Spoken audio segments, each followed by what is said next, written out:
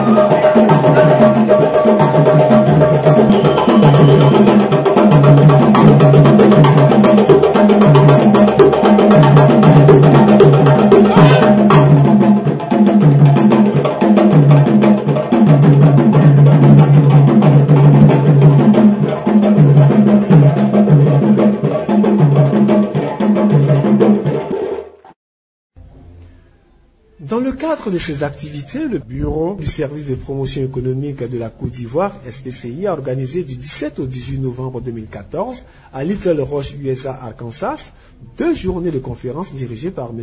Enza Camara.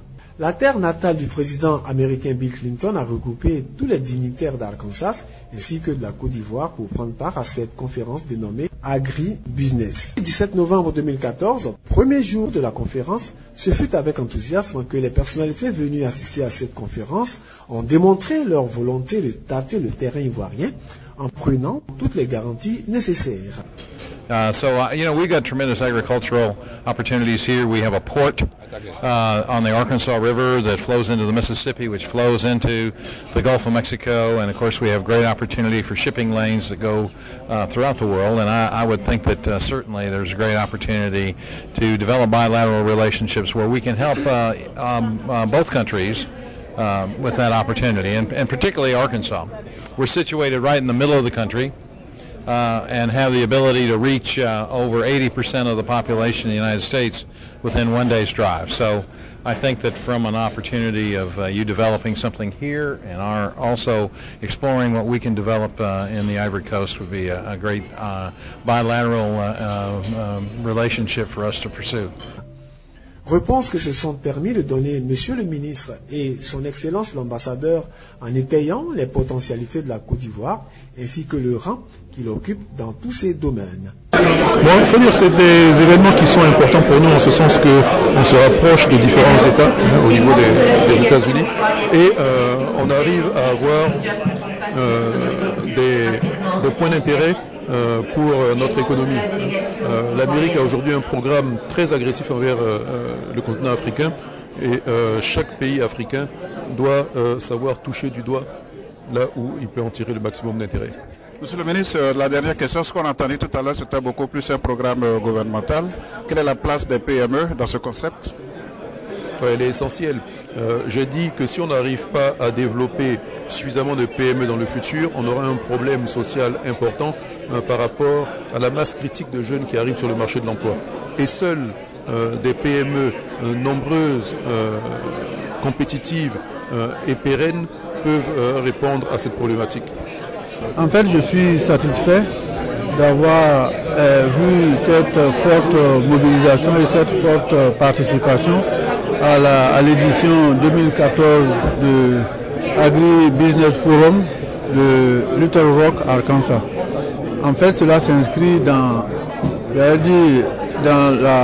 droite ligne de la direction donnée par le président de la République qui a voulu faire de l'éco-diplomatie un des pans majeurs de sa politique de développement économique et social de la Côte d'Ivoire.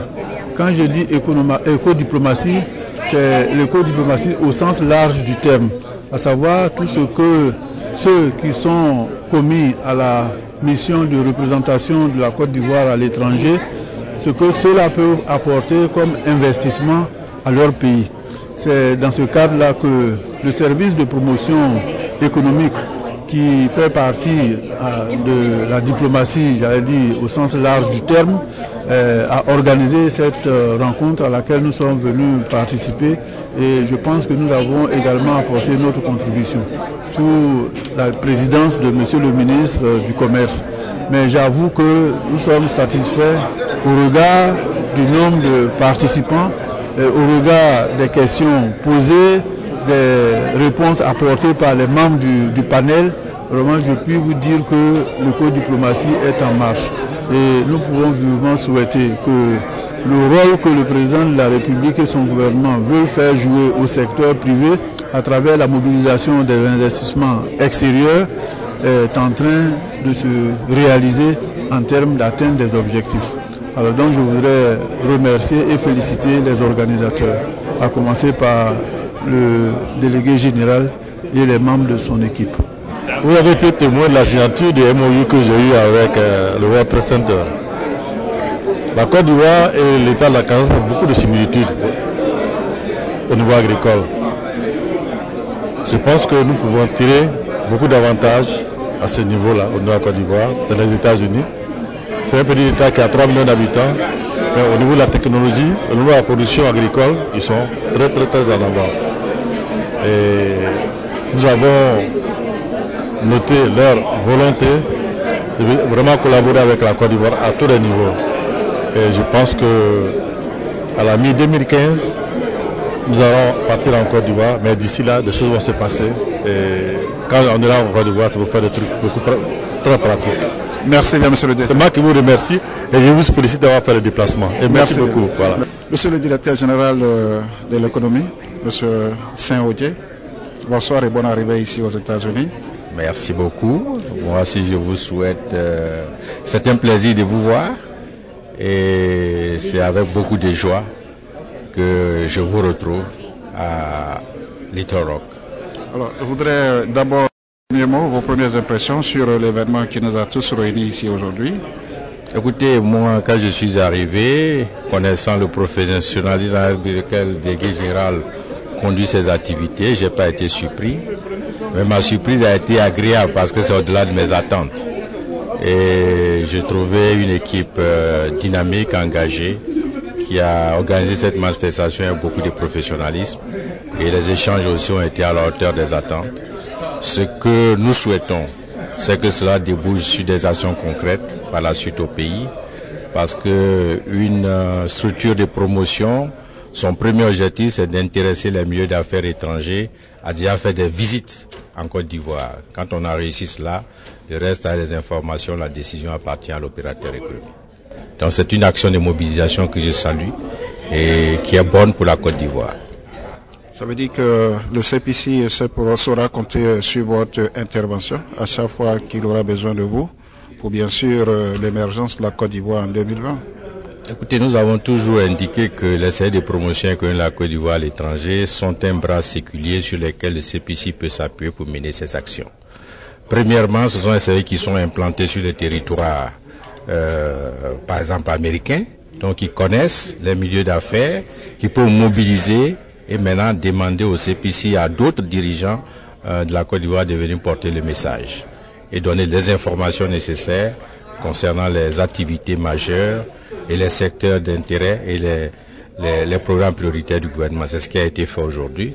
Et l'intérêt, c'est que nous puissions avoir beaucoup d'investissements directs étrangers pour pouvoir permettre d'amorcer cette marche en avant vers l'émergence que le président de la République souhaite pour 2020. La deuxième journée, quant à elle, celle du 18 novembre, nous a tous baignés dans des souvenirs des amphithéâtres.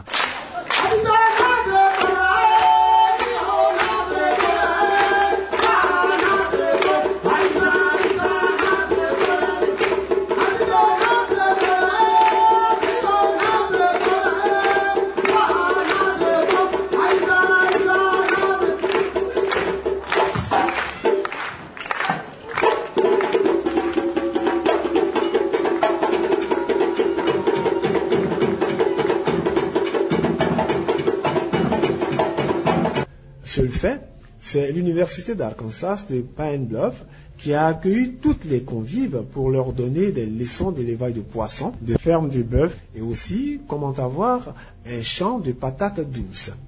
En somme, ce sont de véritables cours d'éminents professeurs dont nous avons été tous gratifiés et qui se sont soldés par une visite guidée sur les différents sites.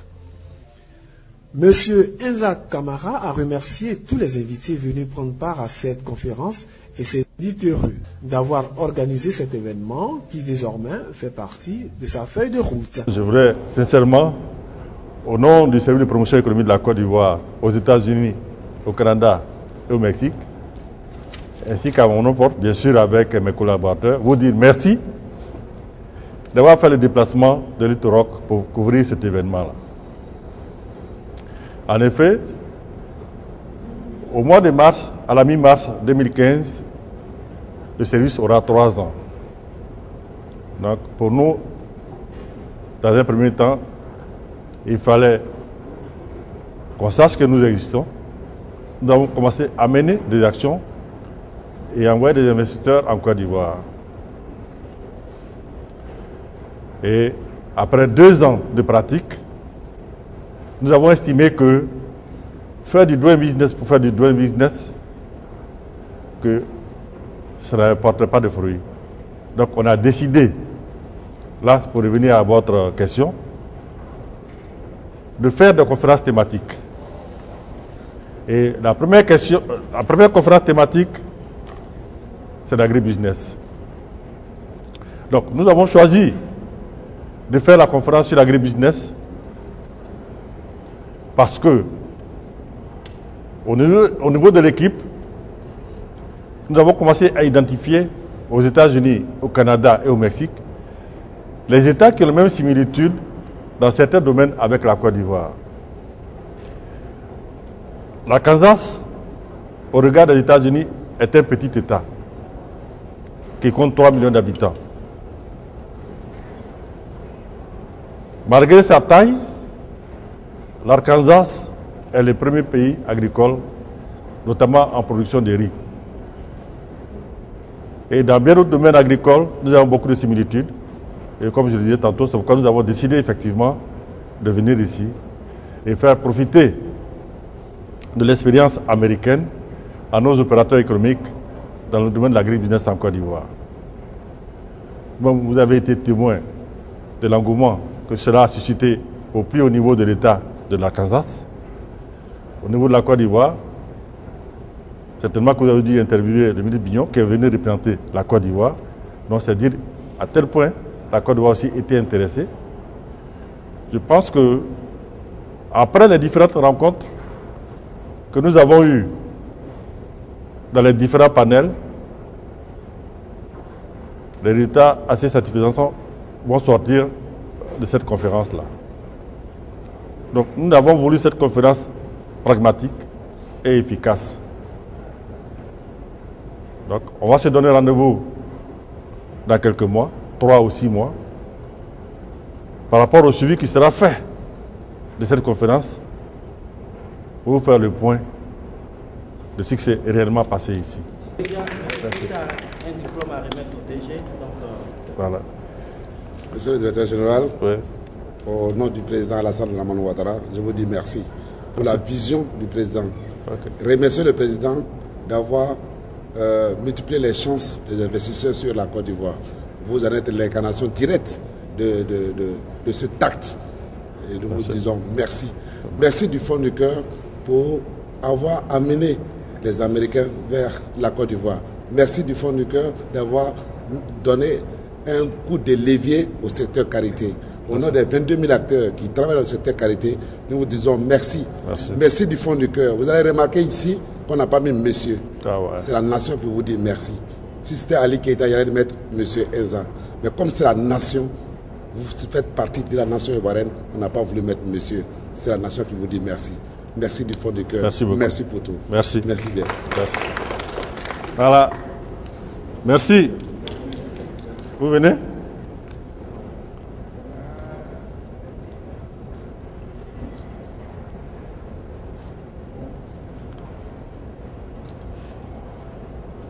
Vous l'avez découvert ici. Encore un hit que vous avez découvert. Ivoire TV. Ivoire TV.